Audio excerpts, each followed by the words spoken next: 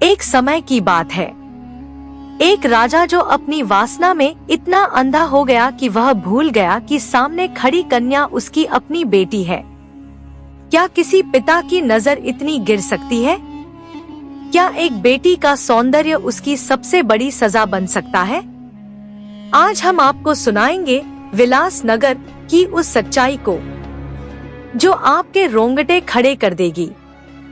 विलास नगर का राजा मदनपाल, नाम में जितना मधुर, स्वभाव में उतना ही क्रूर, विलासी और निर्दयी।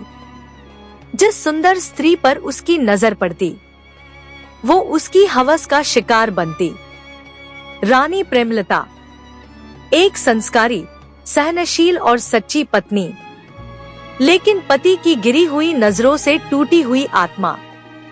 9 माह की प्रतीक्षा के बाद जब रानी ने एक कन्या को जन्म दिया, राजा आगबूला हो उठा। मैं इस कन्या का चेहरा तक नहीं देखना चाहता।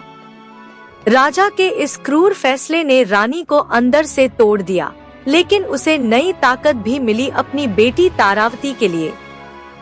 तारावती, सौंदर्य की मूरत, जैसे स्वयं सरस्वती का अवतार।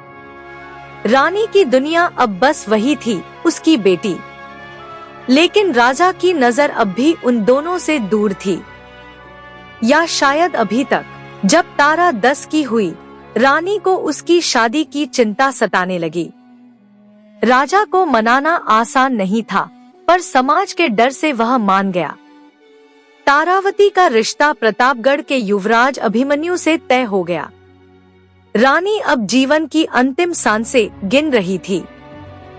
राजा, मेरी आखिरी विनती है, हमारी बेटी का ध्यान रखना।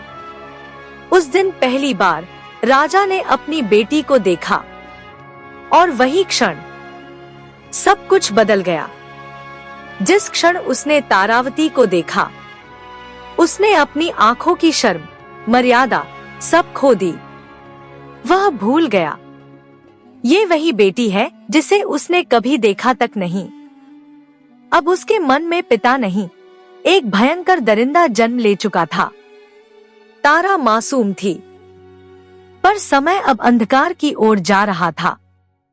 राजा की वासना अब उसे पागल बना रही थी, और तारावती असमंजस में थी। जिसे वह अपना रक्षक मानती थी, क्या वही बन गया है उसका भक्षक? आखिर क्या होगा इस खौफनाक कहानी का अंत? क्या राजकुमारी बच पाएगी? क्या राजा अपनी सोच से बाहर निकलेगा? या फिर कुछ ऐसा होगा कि सब कुछ तबाह हो जाएगा? यह कहानी यहीं खत्म नहीं होती। इसका अंत आपको झकझोर कर रख देगा। क्या आप जानना चाहते हैं तारावती के साथ आगे क्या हुआ? तो इस वीडियो को लाइक करें, शेयर करें और कमेंट में लिखें। भाग 2 चाहिए।